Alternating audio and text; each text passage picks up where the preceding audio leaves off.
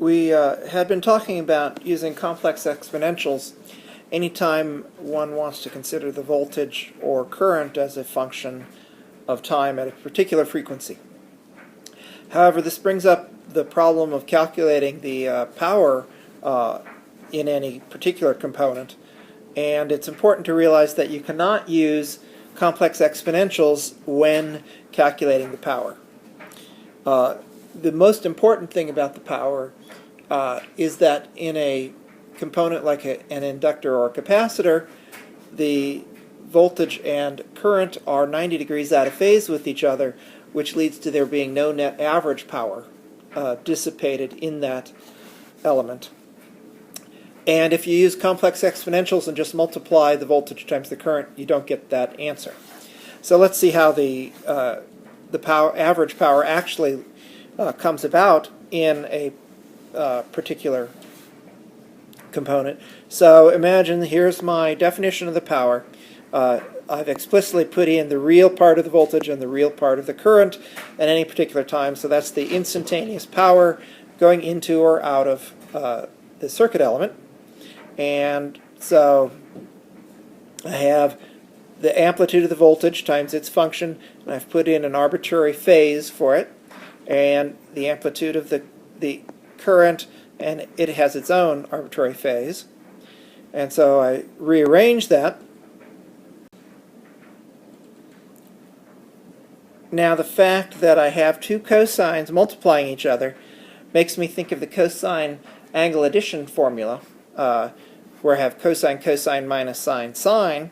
And if I arrange the inside angles here so that I take the difference here, so I have cosine of a difference of angles, and here I have cosine of the sum of angles, I've essentially gotten rid of the sine part. So I can rewrite this in this formula, in this way, and then I see that in this formula the omega t's cancel and I just get a constant difference of the phases, while in this formula I have a double speed cosine with some arbitrary phase.